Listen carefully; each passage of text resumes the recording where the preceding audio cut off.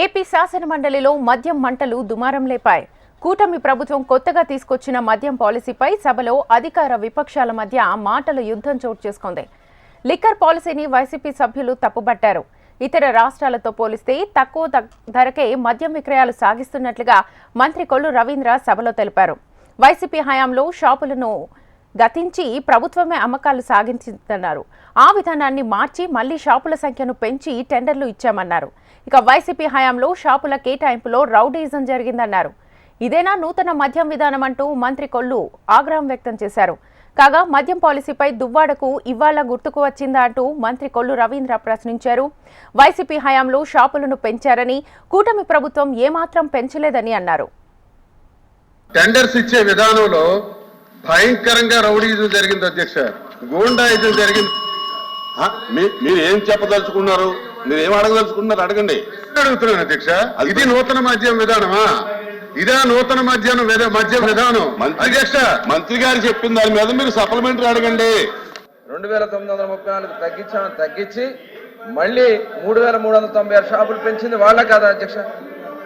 ఇప్పుడు మేము చెప్పి సమాధానం చెప్పాక చెప్పండి అని నేను మాట్లాడతా అని చెప్తా. ఇప్పుడు 3396 షాపులకి మేము పిలిచాం అధ్యక్ష. యాక్చువల్ గా 10% మేము ఎవరైతే కళ్ళు గీత సోదరులు ఉంటారో వాళ్ళకి 10% షాపులు ఇవ్వడం తప్ప అధ్యక్ష? అంటే వాళ్ళ యొక్క అభ్యున్నతి కోసం పాటుపడతాం మా తప్ప అధ్యక్ష?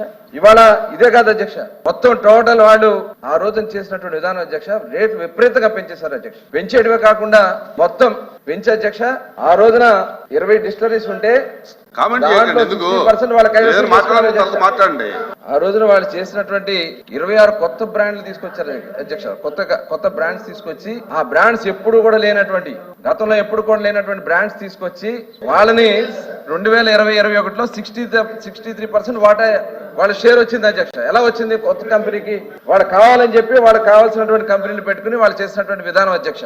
అలాగే ఆదాన్ అని, ఎస్ఎన్జి అని చెప్పి వాళ్ళ సొంత జేబు కంపెనీలు పెట్టుకుని, లీలా అని చెప్పి ఇలా వాటా దాంట్లో 65% మార్కెట్ షేర్ వాళ్ళకి ఇచ్చేశారు. అంటే ఇది దోపిడీ కాదా అధ్యక్ష? ఇవాళ అన్ని దోపిడీ చేసి ప్రజల్ని నిజంగా ఆరోగ్యం పోయి చాలా మంది విపరీతంగా ఆ రోజున హాస్పిటల్ పాలైపోయి కిడ్నీలు పోయి అనేక మంది ఇదైపోయారు అధ్యక్ష.